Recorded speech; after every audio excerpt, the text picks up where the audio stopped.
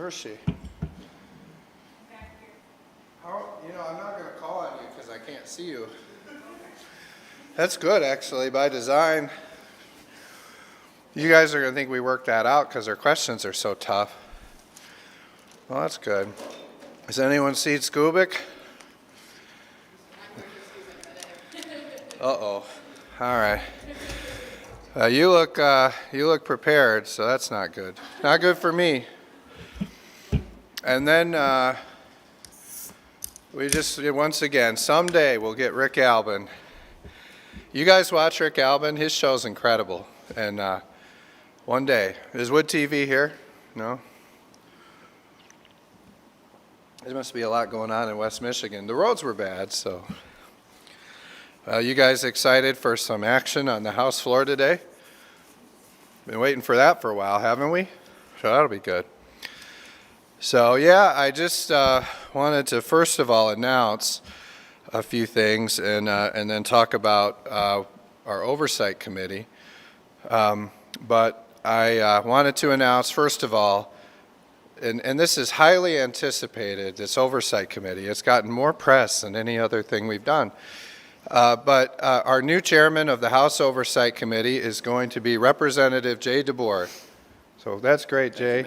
It's going to be great to have Jay DeBoer in that position.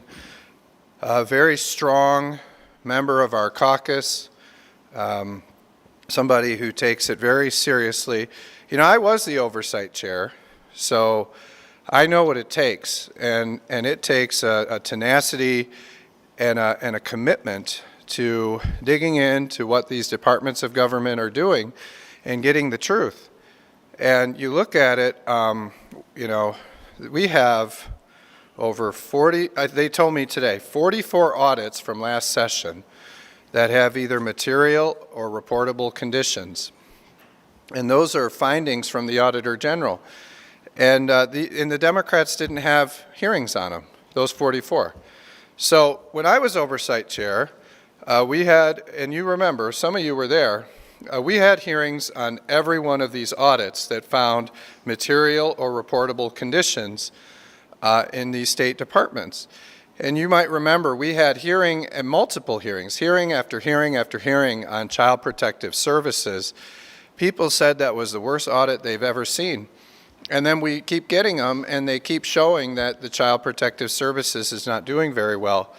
The Unemployment Insurance Agency, you guys remember, we had a lot of hearings on that. And they're getting a little better, but they're still, every one of these audits, because what happens is they get a bad audit, the press covers it for a couple days, and then the politicians, they do one hearing. Well, what we did with the Unemployment Insurance Agency is we got with the Auditor General and we said, for the next 4 or 5 years, you're going to do audit after audit after audit on this schedule. So then the department has to come in and keep, because what they do is they come in and they say, oh yeah, we fixed it. You guys have sat through those hearings. Every department comes in and says, we fixed it, it's good, thank you for the audit. Well, what we learned from the Unemployment Insurance Agency audit is when you audit that stuff 6 months later or a year later, the department is lying. They didn't fix it, okay? And so the Auditor General has been a tool to show that, but it has to be relentless over and over and over as we're trying to get these results for state agencies. I'll say we give a lot of credit to the media. Beth has done a great job with her reporting on this. A lot of times we find out about departments not following the law and not using tax dollars appropriately from the press. Why is that? Why is it that the press is where we find out? Why doesn't anyone in government know before the press tells us? That's why I granted this sweeping subpoena power to the House Oversight Committee because we want to be the first ones to know. Your elected officials should be the first ones to know when these departments of government in the bureaucracy are not following laws or they're not spending tax dollars appropriately. And with our sweeping subpoena power and a robust oversight committee, we will get to the bottom of cases where departments are breaking laws, ignoring laws, or spending tax dollars in contrary to the law. And so that's what this robust subpoena power is really about. I mean, I'll just talk about a couple things. Like you look at this, you know, they lost all the liquor bottles. You remember that? They do this audit and they just say there are thousands and thousands of liquor bottles that just disappear in the Michigan Liquor Control Commission. Nobody does anything about it, right? I mean, where did they go? You know, it's interesting. Well, we're going to solve that mystery. We're going to find out where they are. And you look at this DHHS department, and I mean, it's just a monstrosity. And when I was oversight chair, almost every failing audit in state government was in DHHS.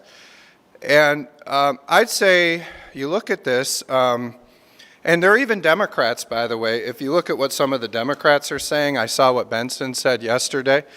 I mean, they're actually following my lead on this, because we came out a few weeks ago and said we're going to have 3 oversight committees that look into DHHS, and we're going to have 3 appropriations committees handling DHHS. And we've been driving this because DHHS is a huge monstrosity in government that needs significant oversight in many places. And then yesterday, Jocelyn Benson comes out, says, well, you know, I think we need to do something about DHHS. Isn't that interesting? So good. I'm happy Democrats are starting to follow our lead on this as we're blazing this trail, because objectively it is a problem. And really, you guys should report it's a problem, because it is. I mean, how do you manage a department with that many reportable and material findings and that many failed audits? So that's why we're going to have the 3 subcommittees that look into it. I'll just talk about that in a sec. And then one more thing I just want to point out. I mean, this DNR, you know, you see them trying to clear cut these forest land and build all these solar panels everywhere. You know, those are issues that we need to look into and understand, and an oversight committee with subpoena power will do that. Now, I hope that the departments do it willingly. I mean, if the departments come forward willingly and share information, come and testify, whether it's under oath or not, you know, we'll determine in those circumstances, and turn over all their documents, even if they feel like they're not required to do so. If they do that, we won't have a problem. Now, when I chaired the Joint Select Committee, what I found, and when I chaired the Oversight Committee, is they don't always do that. And probably the worst offender is Secretary of State Jocelyn Benson. You know, when we were subpoenaing her office for records on the election, the 2020 election, you know, there was a lot of obstruction. She would not come in and testify before us. And what happened was the term ran out. Because if you were, you know, the term ran out and the subpoena power expired. Well, you know, I'm going to be here for 6 years, probably as speaker, longer than she'll be here. And so that subpoena power will not run out this time, I'll tell you that. And we're going to get answers. Now, hopefully they cooperate. I mean, hopefully they just come in voluntarily and talk. But if they don't, we will issue subpoenas. Jay DeBoyer and his committee, the Oversight Committee, will have full authority to issue subpoenas to compel these state government officials and their departments to turn over documents relevant to their investigations, and also to appear and testify, whether that's in a deposition outside of the committee or whether that's in front of the committee under oath. Those are the kind of things we're going to be seeing. And I'll just say, you know, what we're doing is we're hiring a number of lawyers and investigators, people with prosecution experience, people with investigative experience, because we're not messing around. We are going to get to the bottom of the misspending of government funds, and also departments that are blatantly breaking the law. I mean, you look at what they did, where the MEDC, they make these deals. The politicians put guardrails on the deals and say, you shall not deliver this money until you meet these conditions. And then if the company doesn't do what they're supposed to do, you're supposed to claw it back. And then you see, from the day I started, the MEDC came in, and you remember this audit in 2019, they came in and said, Well, we just call them on the phone, and if they verify the jobs, we send them the money. Okay, that's how we started in 2019. And then just the other day, we found out from Beth LeBlanc in the Detroit News that they just pay out $666 million to GM, even if they don't create the jobs. And then GM sells their interest to another company as they're leaving Michigan. This is the kind of stuff that we are going to be investigating moving forward. Every one of these economic development deals, to look into them and determine, are they following the law? Are they spending our tax dollars according to the law or not?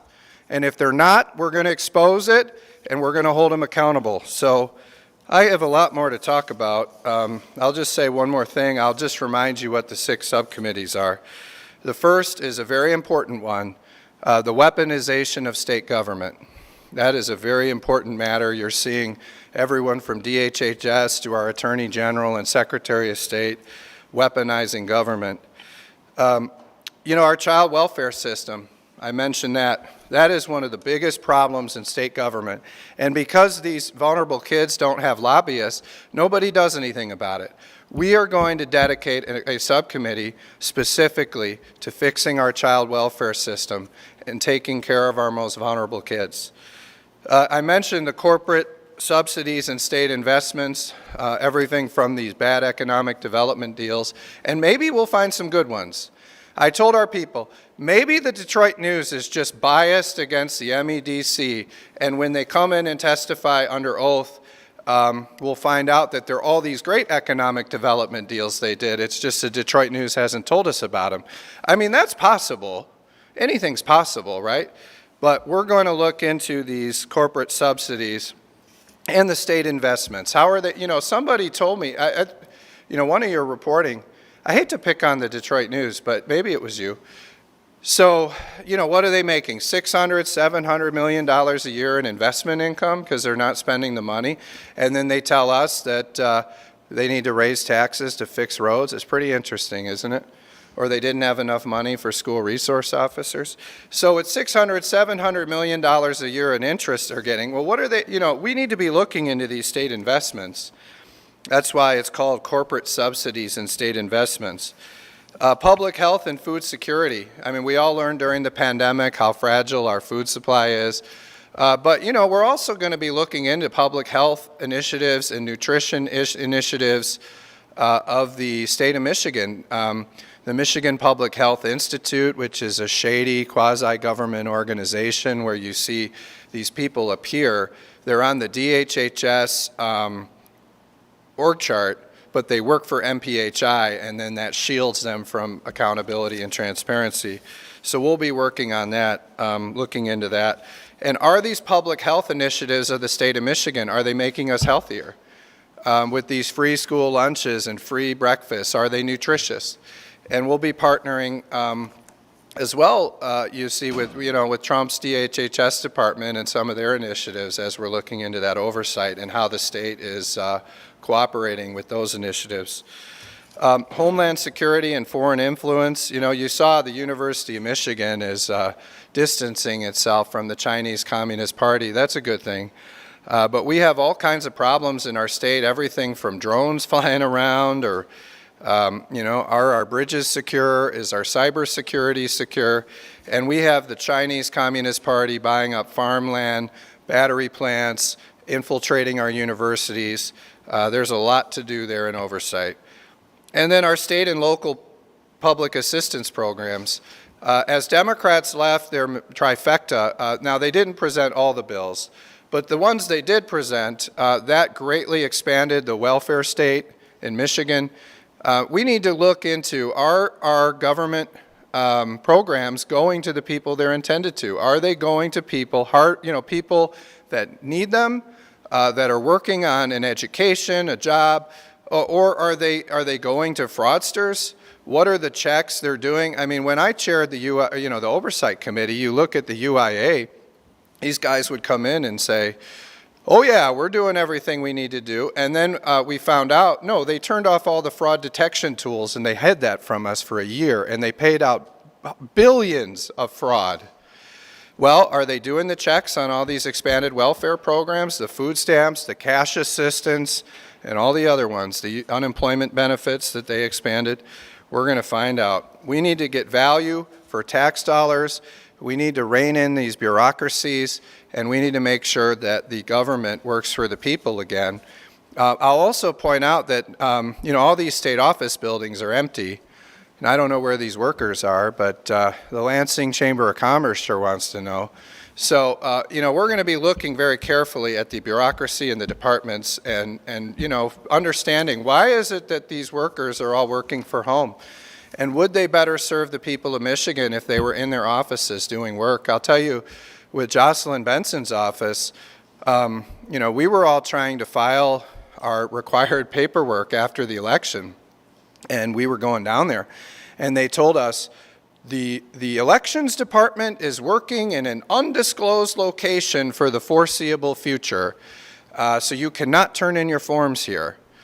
Well, what the hell are we supposed to do? We're required under the law to turn in these forms. And so that's the kind of stuff that happens when people don't show up for work. I bet they didn't tell any of you that the Department of Elections was not showing up to work to accept this paperwork after the election. So we're going to be digging into that. The people of Michigan want their government workers working and working in the office.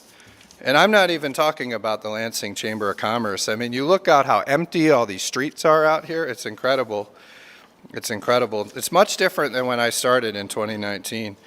So then I'll just point out, we'll also be creating a website, which we'll announce more next week.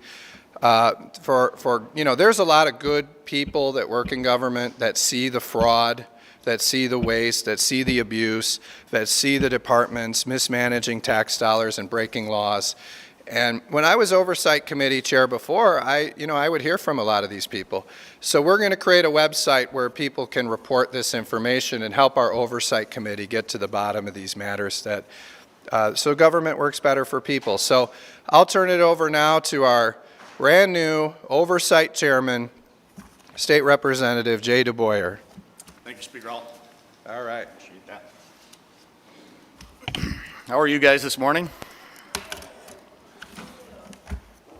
I am good. I'm going to tell you that today, frankly, is a good day for the citizens and the taxpayers of the state of Michigan. For the last couple of years, unfortunately, being in the minority, I had to stand by and watch inefficiency, waste, fraud, abuse go, frankly, unfettered. As Speaker Hall had mentioned, there were as many as 50 audits that were done, with as many as 40 plus showing deficiencies, and I think maybe 2 hearings were held on that. I mean, I believe that that's a total irresponsible behavior and action out of the administration, out of the controlling party of the House and the Senate, and that's going to change starting today. When I was sent to Lansing by the people of my district, the number one thing I heard from them is bring government back to the people. Get it out of the hands of bureaucrats. Get it out of the hands of unelected officials who make decisions that impact their daily life in a detrimental way. And so that is my commitment to the people of the state of Michigan by taking the reins to this committee. We are going to look into things. We are going to investigate things. We are going to turn leaves over. The press that's here, obviously, you do this on a daily basis, right? And as Speaker Hall spoke to earlier, it's a shame when we find out about things in the media, right? I think the idea of a tip line and the idea of a website that people can produce information to us, by the way, without repercussion from their perhaps boss or the administrator that oversees that department, is a good thing. I think the idea that the average taxpayer and citizen can offer us suggestions that they're witnessing in their interaction with departments is a good thing.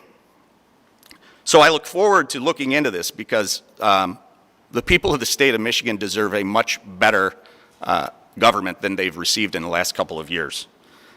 I'm going to tell you, I take the position of this chair extremely serious. I believe it's the first defense to our taxpayers in the waste of their dollars. As Speaker Hall had mentioned, and I'm sure you're aware, there is a subpoena power that comes with this Oversight Committee. I'm going to tell you, first of all, my hope is that we never have to use it.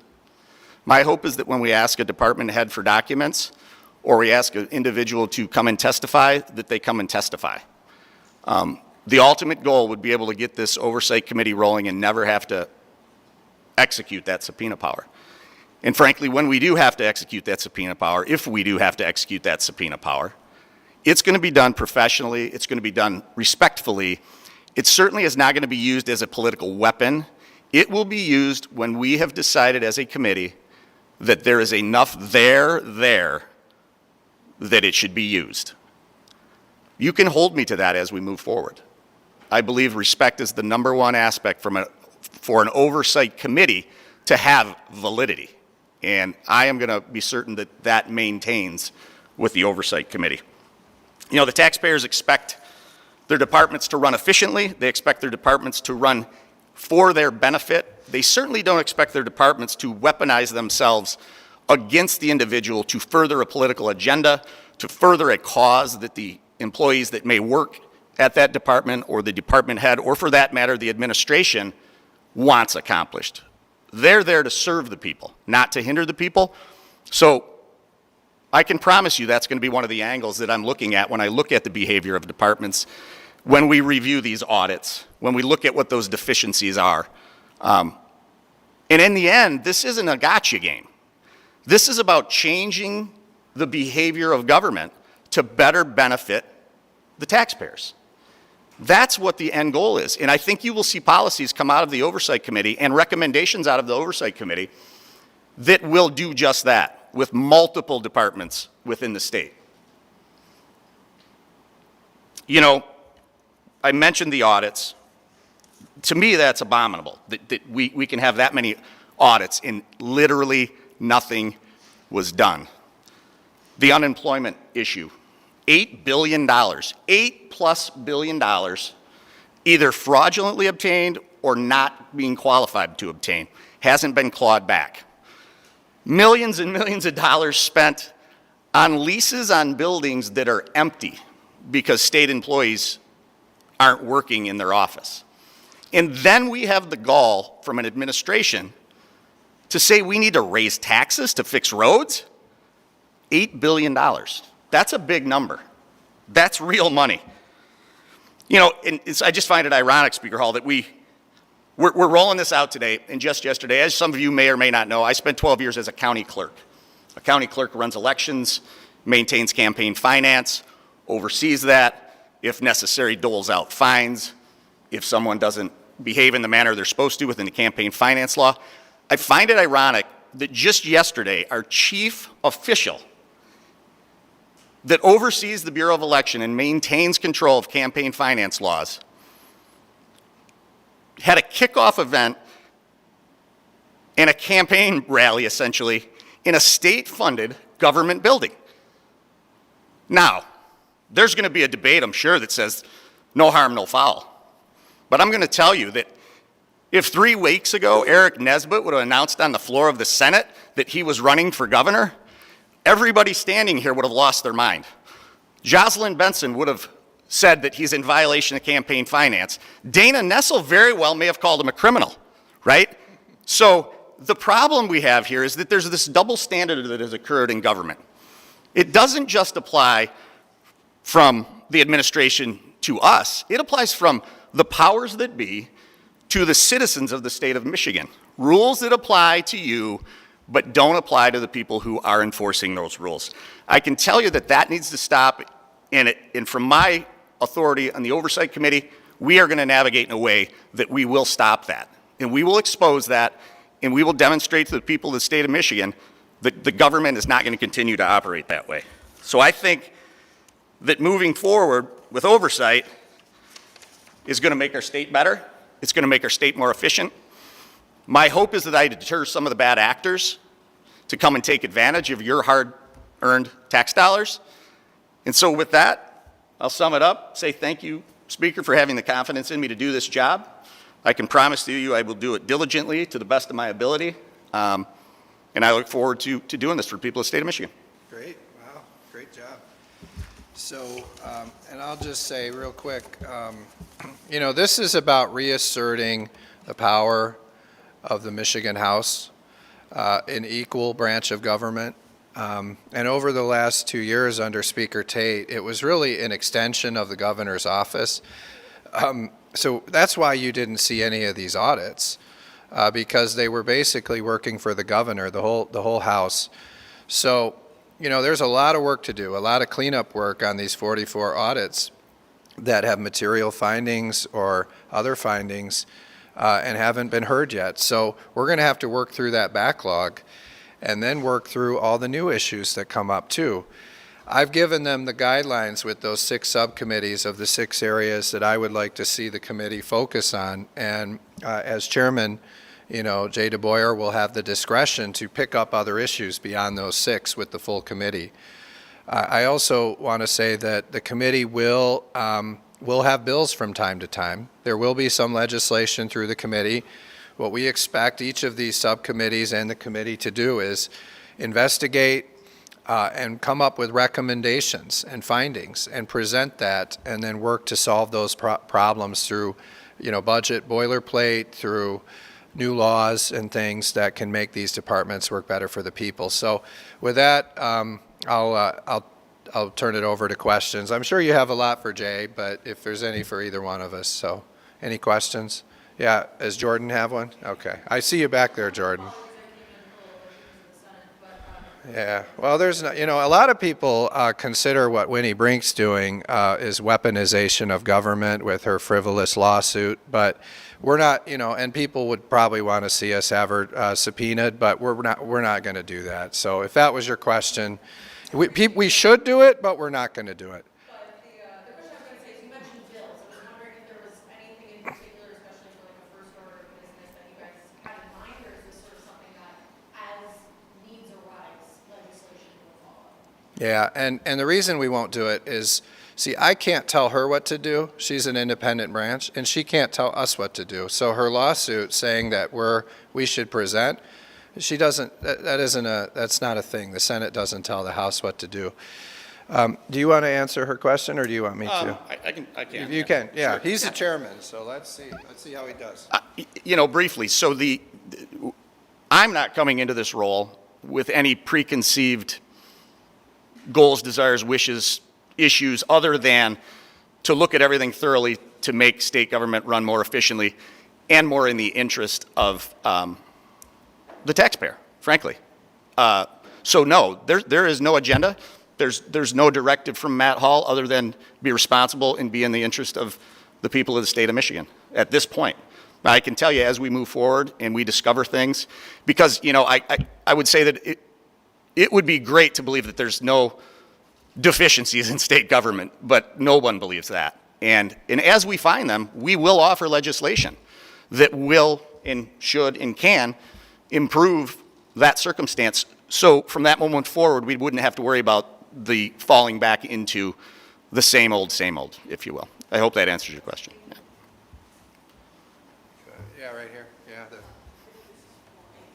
Okay, yeah, you did a great job yesterday. Are you on 2 TV stations? I sometimes do things for backgrounds. Yeah. Oh, great. Yeah, you do a good job. So today, you kind of mentioned some of the departments that you were looking to get oversight for, just ENR, SOS, economic development, corrections yesterday, corrections, MSP, attorney general. Is there any department that you believe is doing a great job right now that you not need that oversight, or is it a all-encompassing? Well, yeah, it was interesting. When we were at the State of the State last year, you guys should look for this year. So every one of those department heads was like this when they were walking by. They wouldn't look at the Republicans. So I don't know if they were trying to hide something. I don't know. But look, we're going to look at where the biggest problems are, and that's where those 6 subcommittees came from, where I think the biggest problems in state government are, the biggest issues that need to be addressed. You have 44 audits out there that have findings from the Auditor General that need to be looked at. And then issues will come up. And I mentioned, when I was looking at creating 6 committees, probably number 7 and number 8 would have been corrections and state police. I feel like those departments are really struggling. They're being run poorly right now. But we have we have subcommittees that handle that. We have appropriations subcommittees directed to corrections, and we have one directed to the state police. And you contrast that with weaponization of government that reaches many different departments, like the Attorney General, the Secretary of State, and the Department of Health and Human Services. Also, DHHS is so big that it made sense to me to break it up into multiple oversight committees. So we're gonna work very closely with our appropriations subcommittees on state police and corrections and try to fix those problems. And then the oversight committee, I mean, Jay here has the discretion to come in over the top and hold additional hearings, because those are two departments that really need it. So I think with the smaller departments, we'll rely more on our appropriations subcommittees, and then when there are problems, the full oversight committee will come in and hold hearings. And he'll have the discretion to hold those hearings on any emerging issue that comes up, because they keep coming up. Yes. Yes, Speaker Paul, just on a current issue, number 7, corrections, they hold a lot of non-legal prisoners. Regardless of how you feel about these prisoners and the crimes they committed, the state actually has a legal responsibility to try to keep them safe. So since 2024, prisoners have jumped 4 stories to confess by going over the same building alley, which, even though it's been the subject of an employee complaint that it was unsafe to employees, they still didn't do anything about it. Doesn't meet state law. And now, now the state's getting sued over the latest young man's death. Any thoughts just on how the departments manage that issue? For this to happen 4 times consecutively, basically the same thing?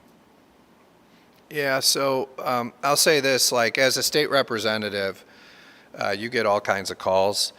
And we get calls from family members of people in our corrections system who feel that their family members are being abused. And I know years ago they created a corrections ombudsman for the Michigan legislature, and in order to interact between the legislature and the corrections department, because there's so many of these complaints. I find that politically there's not a large constituency for prisoners, just like there's not a big constituency for vulnerable elderly people or vulnerable kids in our systems. But I agree with you, the state has a duty to those vulnerable populations to ensure that they're safe.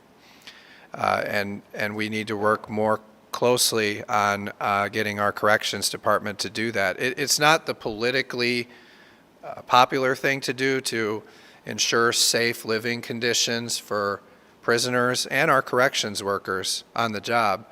That might not be the politically expedient thing to do, but it's part of our duty as the state of Michigan to ensure that it's a safe work environment for our corrections officers and also a safe environment to live for our prisoners. Speaker Ball, I think we're going to hear, your opponents right out the gate call this committee an attempt to, conduct witch hunts. And the word that you guys are using today is investigation. So what is this committee's, boundary or line between an investigation becoming a witch hunt, or what do you have to say to people that are going to call this a witch hunt? Well, look, I mean, they said all kinds of things during the pandemic. And one thing government departments do, and their protectors, these Democrat elected officials, one thing they do is they call us names and they try to question our motives. But I'll tell you this, every single time that we've had it on good authority that there's a problem in a state department, and then they come into our committees and tell us that there's not a problem, there was a problem. And these department heads are great salesmen, and maybe they've convinced some of you sometimes. I know they've even convinced me. And then you get back to the facts and you find out the MEDC, they're lying when they say they claw back and when they say that they follow laws before they pay out money. And they've been lying since 2019, at least, according to the information that the media has uncovered and the audits. And so you feel stupid believing these people, but they're great politicians and salespeople. And then when you get the facts and the data and the information these politicians and bureaucrats don't want you to have, you find out they're not serving the people of Michigan well. They're not following laws, and they're misspending dollars. We saw it with the Unemployment Insurance Agency. I mean, the first meeting I was there, Steve Gray came in and said, all we have to do is expand unemployment benefits and everything will be fine during the pandemic. Could you imagine how much fraud would have been paid out if we would have listened to him?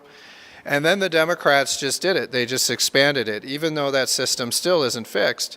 And that's why we need oversight committees looking into those programs and ensuring that they're spending the tax dollars wisely. These bureaucrats forget these are not their dollars. These are taxpayer dollars. People in Michigan worked really hard to earn this money and give it to their government.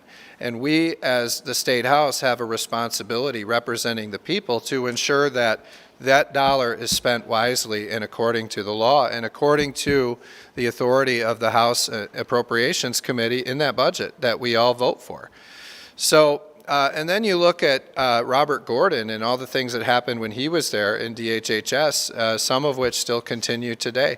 They come in, they have all these great excuses, but it's not until you get the documents and you really look through that you find out that these people are just putting spin on it and hoping that they outlast all of us and the politicians. So, and look, you guys know it's true because you guys report on this stuff too, and you see the difference between what these people say and what really is going on. So we'll just be proven by the facts when we uncover all of the fraud, when we uncover mismanagement of the departments, when we uncover misspending of tax dollars.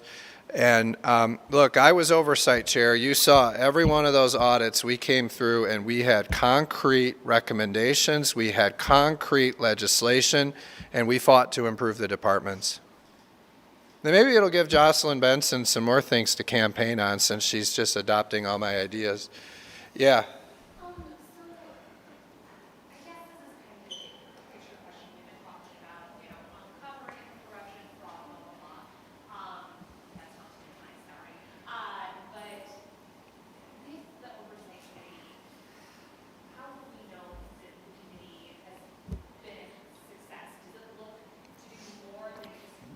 Yeah, sure.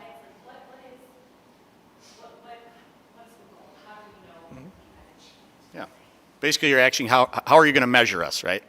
Is that right? Well, I got to be honest with you. I hope we have nothing to hold hearings on, right?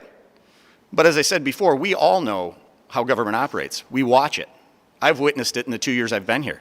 I shake my head. I look at the inefficiencies. So to answer the specific question, how are you going to measure us, right?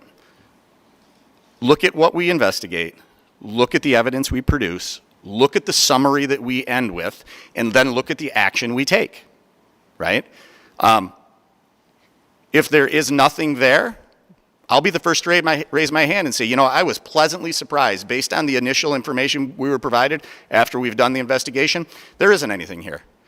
But I'm going to tell you, if there is something there, we're going to make recommendations as to how we're going to solve that problem, including and up to legislative acts to solve that problem. So every case you're going to have to look at individually to measure us, right? And I said earlier, this is not going to be a witch hunt. This is going to be a legitimate attempt to bring the state of Michigan back to the citizens and the taxpayers of Michigan. It is too far gone. Our budget is what, up 48% in the last 6 years? $80 billion, and we can't find money to fix roads? Come on, no one believes that. We are operating inefficiently, and we are losing money to waste, to fraud, and abuse. So whatever those three things are, or whatever those three things is the reason, they're going to stop. We're going to make an attempt to stop them, and we're going to use taxpayers' dollars more efficiently, and ultimately that's my goal. You know, we force taxpayers to send us money, right? Under the penalty of going to jail. The least we can do is be responsible with that money. Spend it in an efficient fashion. I mean, it's like a candy store over here. The amount of money that is just spent. We had a $9 billion surplus? We had a $9 billion surplus a year and a half ago. It's gone. That is irresponsible government. So what I would like you to do is hold us accountable to be certain that we're doing the order of things I told you. Get the information, dig into it, work it through, make a decision if it's valid. If it is, fix the problem. So moving it out to a separate oversight committee, rather than maybe having like appropriations subcommittees doing this, is it in effect to kind of put departments on notice that this is something that the House is taking special care to look at? Are you talking about the subcommittees? Yeah. Is the subcommittees, the oversight committee in particular, rather than having like appropriations, look in and be like, hey, there's ways to. Yeah, I can answer that. So, I think in some ways appropriations and oversight have different missions. So ultimately, appropriations I think, has an important role in holding these departments accountable. But what I see over time, just the way it's operated up here in Lansing, is often these appropriations subcommittees become a little cozy with the departments. And ultimately, if the department doesn't support the budget that the appropriations committee negotiates, then the governor probably won't sign it. And so there's this conflict with these appropriations subcommittees that ultimately they have to get to a landing spot with the department where the department signs on to their budget. Oversight committees won't have that conflict. Oversight committees can just do their job without having to worry about the department ever agreeing to what the oversight committee says. So that's the reason for the difference. You mentioned that you would like to see state workers back in person. I know that is an executive order from President Trump to have federal workers back in person. Is that something that you plan on looking into going through? Is there anything you want to say, or you want me to? Yeah, I can touch All right, go ahead. I mean, I would say that as we hear things like having to raise taxes to provide a fundamental expectation of government, like our infrastructure and roads, while we write millions and millions of dollars in checks on leases to empty office buildings, one of two things has to happen. We have to justify the use of that building, or we have to break the lease, right? This is not a cash cow for landowners, for building owners, right? So I would argue, if you look at every study that's been done with regard to at-home working, right, the performance and the productivity goes down, right? So I would say that our responsibility first for the finances of the state of Michigan says, well, we're not getting the best outcome or the best benefit for the dollar we're spending. So the short answer would be, we should look long and hard at the efficiency of the way it's structured today, whether those people should come back to work in person or not. Yeah, and and just the direction and guidance I'll give to our committees, from appropriations to oversight to others, is these departments are going to have to justify why these workers are not in the workplace, and they're going to, the presumption is going to be against them that this is a good idea, and they're going to have to really demonstrate above and beyond why these government workers should all be working at home when the pandemic has been over for years. Anything else? I know we got to get to session. Yeah, how's it going? Good, how are you doing? I'm curious, you had mentioned earlier, I believe one of your first press conferences, when we asked about FOIA legislation, instead you wanted some greater transparency in the budget and doing the revolving door between lawmakers and the lobbying board. I'm curious, since that was something that had come up last session as part of the Riot Act that Democrats introduced, are you looking, now that we have an oversight committee chair, are you looking to reintroduce those bills or introduce a Republican version of some of those bills? Yeah, so, in the past, there was like this Oversight and Ethics Committee. This time, this is Oversight. And what's unique about it is we've created these 6 subcommittees, something that didn't exist before, and the reason for that was when I was Oversight Chair, I just found it was too hard to, how do you do, there's a lot of problems in state government, and you have one committee that kind of moves around like this and shoots one shot.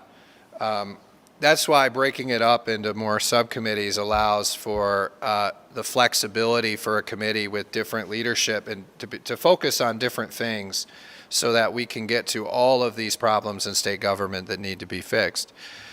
So you'll probably see a different committee take these bills up. But yes, I intend that soon you'll see us introduce a bill to end the revolving door. or lobbyists, where the politicians become lobbyists. I think that's important. You've already seen in our House rules that we're pushing back on these earmarks. And, under Governor Whitmer, it's an average of $600 million a year in earmarks, whether it's the ones, not just the ones I talked about, the ones that Beth talks about too, the transportation and the health and all these other ones, all these enhancement grants, $600 million a year under Whitmer every year. And it was higher in some years, the more recent years, but that's a lot of money. And so we're saying in our House rules, tell us who you are, who's the sponsor, where is it going, and what is the public benefit, and disclose that in advance of a vote. And we're going to move forward with a resolution soon that will detail that process. So you're going to see us moving on these issues, the issues that I think are the most significant in terms of bringing true transparency to government. So I think we're going to go to session now. Hopefully we have a big day over at session. You have a question? I do have one more. Who are you? Hope you alluded to it. What are you? Who is this? Oh, great. Yeah, great publication. You guys are more fair than a lot of the press, and that's surprising to a lot of people. Appreciate that. I was just wondering, because I know the two of you alluded to it, I think you made some comments during your press conference yesterday about, kind of the weaponization of government. I was just wondering if you could kind of give like an example of, what that is, that we've seen in recent years, or kind of more clearly define what that subcommittee is going to be looking for. Is there anything you want to say, or you want me to handle it? Go ahead if you want. All right. Yeah, I think we've seen it in a lot of places. You look at the way the government has been weaponized during the pandemic, where they're threatening people's licensure over cutting hair and things like that. You look at the targeting by our Attorney General of people, probably for political reasons. You look at, they tie them up into litigation for years and years and years. People like Matt DePerno, and you look at what they've done with these, these presidential electors, and they've tied them up for years and years and years, and there's no end in sight. You look at what they did to Governor Snyder. These people, for years and years and years, charged him with crimes, and then it didn't get anywhere, got dismissed. They're trying to prosecute their political opponents, and they're weaponizing government. I'll give you another one. Do you remember the Marshall Battery Plant, where a C4 tied to Governor Whitmer started attacking regular Michiganders just for expressing opposition to the Marshall Battery Plant? I'm sure Jay DeBoyer will have a lot more in his committee, but I'm just saying we're seeing it all over state government, where innocent Michiganders or political opponents of the Democrats are being targeted by law enforcement and prosecutors or departments. I will tell you, I've had so many people in government, or regular people, come to me and say, I can't speak out about this matter because I'm worried that I'll lose my license, or MDOT will punish me with a contract because of how political this administration is. And so, we'll see. We'll see, when you get a complaint like that, when somebody comes to you and says, hey, my OSHA was in here and they were bullying me because we have a contract negotiation, and the union leader told me that we'd be having a visit, and then they show up and they say, that kind of stuff.